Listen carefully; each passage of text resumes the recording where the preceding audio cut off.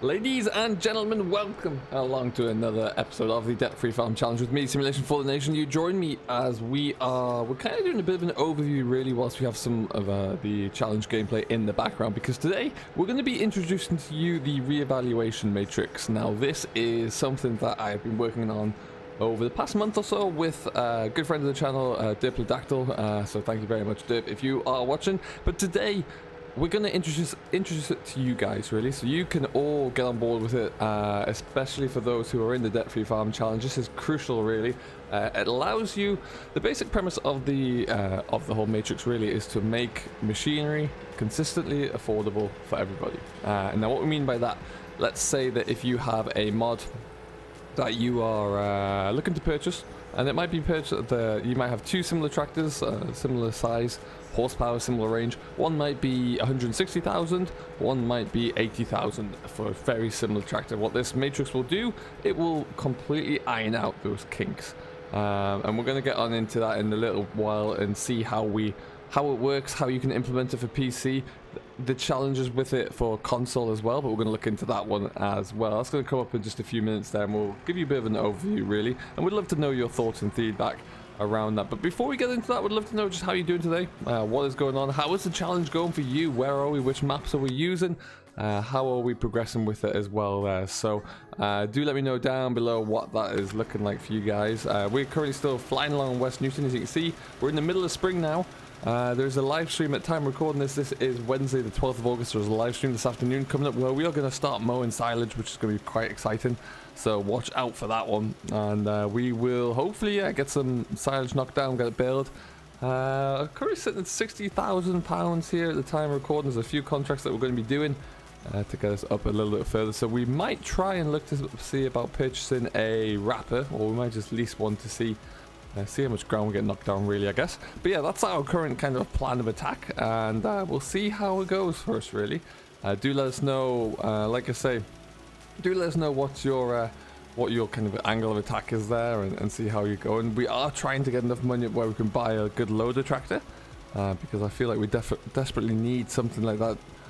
Right now, our telehandler drives at a whopping 12 miles an hour, which is no good for anybody really on this large map here, so we do need to kind of try and find a different option.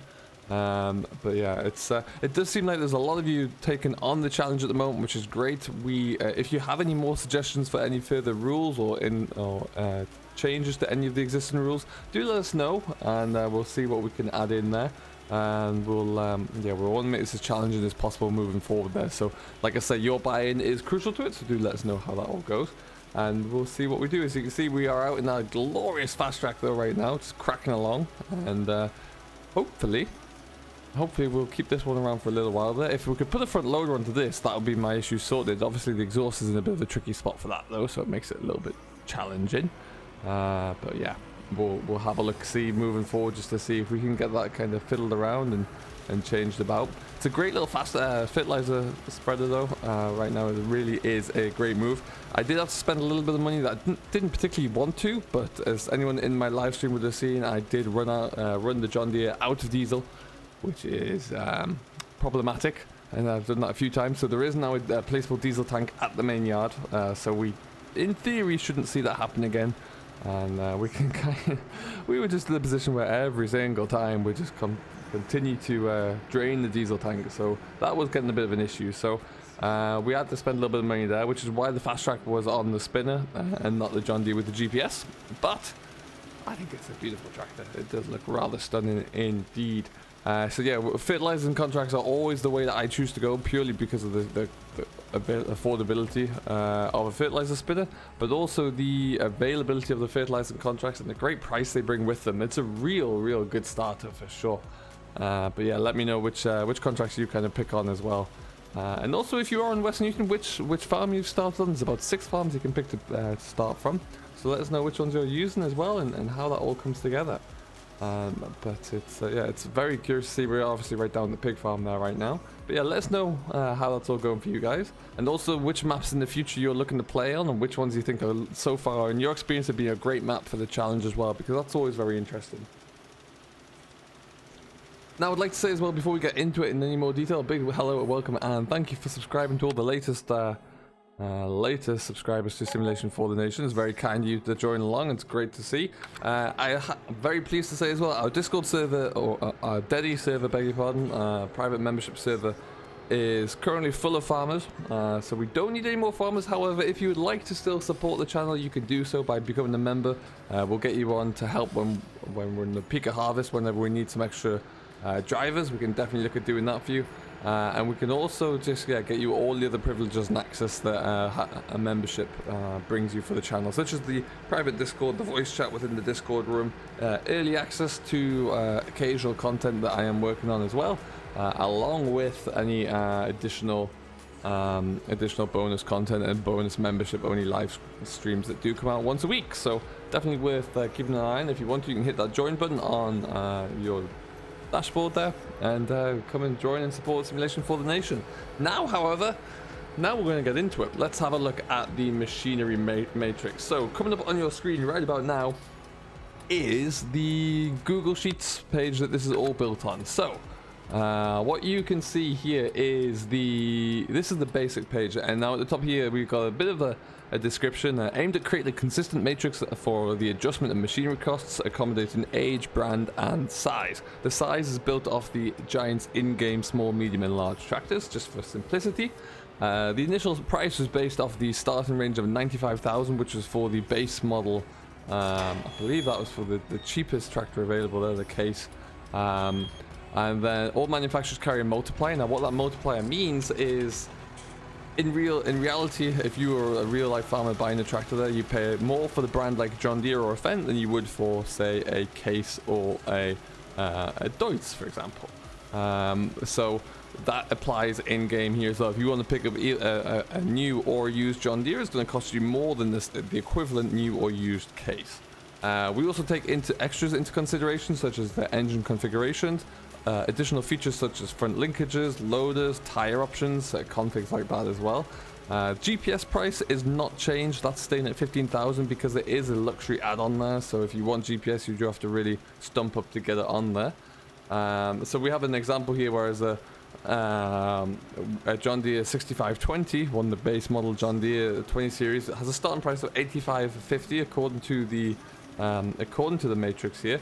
But if you want the 6620 with front linkage and the tires, it goes up to 87.25. So it gives you an idea of how you're going to build it up. Now, as we look through the list here, you can see we've got all of the brands. We've got Case, Class, Deutz, Fendt, Fiat, Ford, JCB, John Deere, Massey, New Holland, Valtra, and miscellaneous. And miscellaneous, like I described here, would be your Zeta, your Ursus, your Landini, Lamborghini, etc.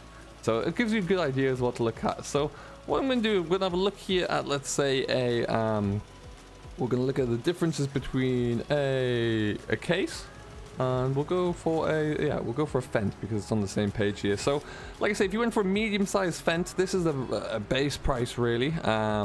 Medium-sized being about 123,500. But because the Fendt is obviously a much more premium brand there, you can see there's a significant increase in the price, and then when you add on your extras, so if you want the front linkage on there, you add those on. We have given you the option for a second-hand tractor. The second-hand tractor in our mindset here it's not going to be the same as in, you know, if you want to buy a brand new 6155R but pretend it's got a second-hand there. It doesn't quite work like that. It's going to be a model of tractor that's 5 years older. 5 years old or older, so an older model going back there. At that point it becomes second-hand, and you can see there is a real discount to have on there as well, so it does really make it advantageous to look down that avenue, where you can get some really good tractors for some really good cheap power actually. Particularly if you look down at like the Fiats and the Fords, for example, as a debt-free farmer, you're going to want to look at kind of capitalizing on these guys because that's where your money is going to be. Obviously there are no new Ford tractors, that has to be taken into consideration as well there. This is just in to keep the consistency of the spreadsheet.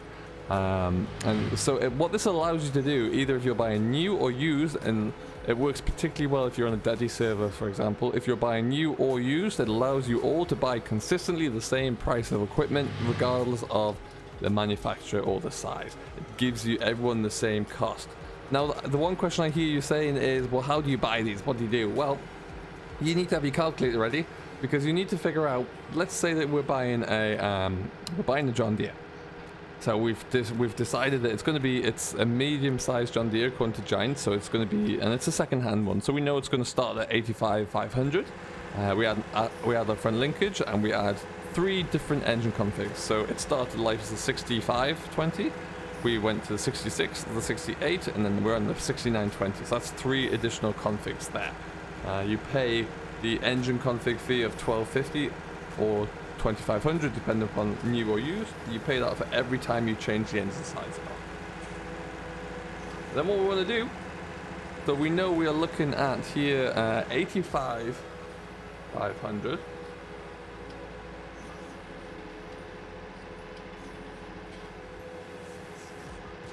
And then we are adding a front linkage on there, so we're going to go add 1000. And then we are adding 3 engine configurations there, which is going to be 3750 on top. We're not going to put a front loader on there, but we are going to change the tires. So again, if you want to change the tires from normal to extra wide or to duals, every time you change it, a new set of tires is going to cost you 500. So we're just going to change it once there.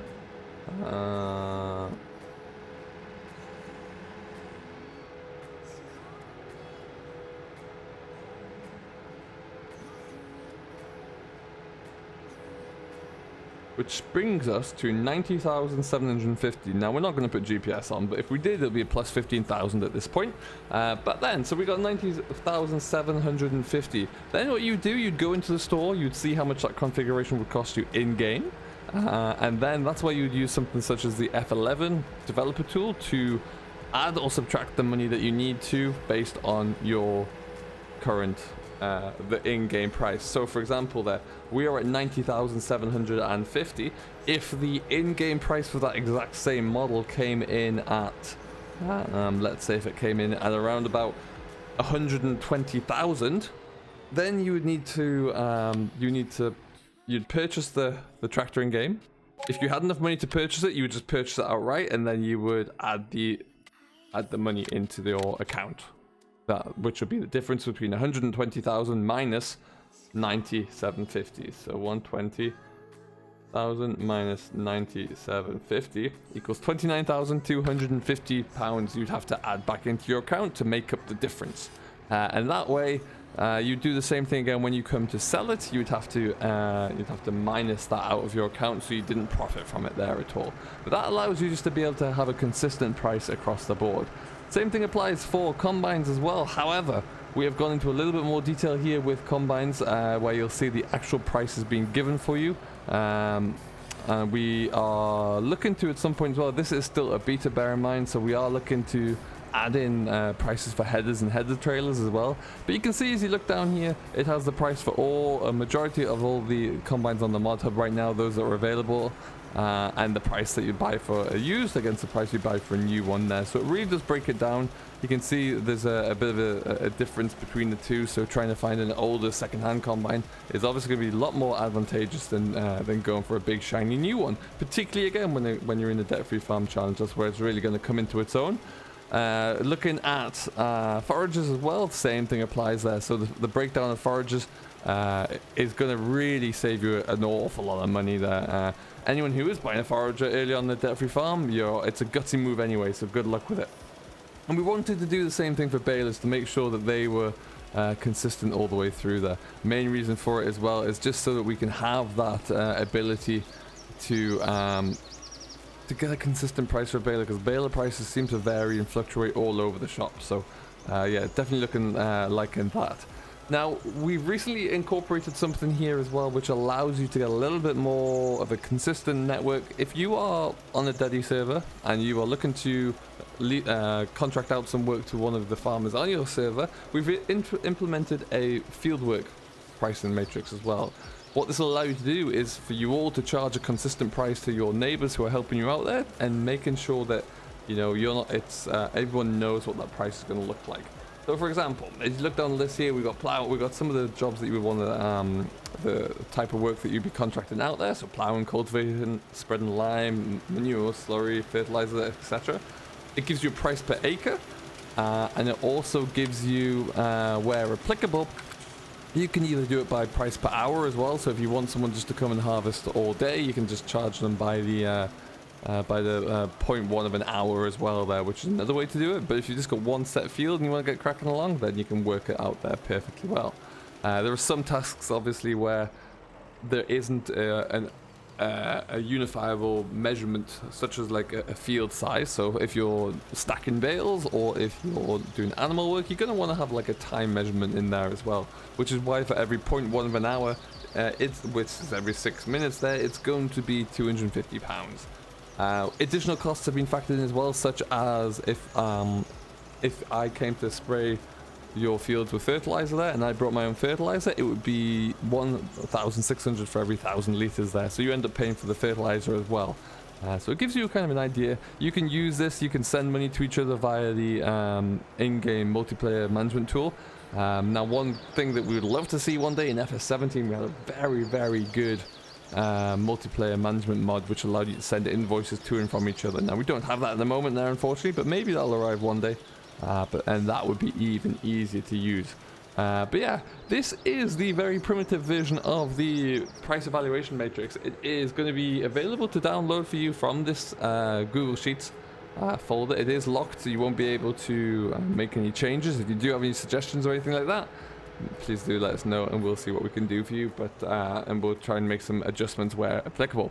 Let me know in the comments below how you get on with it as well, what you think about it and how we can use that moving forward, or even add any new sheets to it, adjust any new sheets, anything like that there as well, because it will be something that will hopefully kind of give you all, especially from a challenge standpoint, give you some consistency there throughout. And what that does mean is, for example, a fast track like the one we're driving right here, this beauty, this is in game, I think it's around £70,000, which is a lot of money for an old fast track. Certainly a lot more than you'd ever really want to pay, so it kind of brings everything back into alignment a bit more there and allows you just to get something that you feel, or certainly that I feel as well, would be a little bit more accurate. And we'll see how it goes. Move back towards the game here, we've got a bit of a broken gate on our left. We'll have to have a look at that one. But we are, like I say, we've got plenty of fields around the home yard here that we're going to look to get mowed today in the live stream. So it's going to be all aboard the fertilizer. I did put this fuel tank in here, but it's messed up the terrain. I'm going to have to adjust that a little bit and make sure that all looks hunky-dory. Because we'll have to wait and see. There is also a new mod just out as well, which will give you a little garden bench to sleep on, because I don't have a sleeping trigger up here. So I have to get that installed at the house there and be able to sleep, because you can sleep for one period for 8 hours. So we need to make sure that we do that, because we're probably not going to start at nearly 5 o'clock in the evening. We're probably not going to start any silage tonight. Weather is looking good for the next few days anyway there, so we'll probably just wait to see how we get on with it, I reckon. But yeah, that's going to be it for now. We are going to leave it all here. We're going to pack this away and tidy up a little bit in the shed as well, and get ready to get some mowing done once everything's washed down. So I hope you do enjoy. Do let us know. Please provide your feedback down below for the debt-free farm price and evaluation matrix, and we will be back with you later on in the week. So until then, though, have yourself a great day. Enjoy what you're doing as always. Do stay safe. Hopefully we'll catch you in the live stream. If not, we will see you later. Until then, have yourself a good day. Stay safe, and we'll see you later.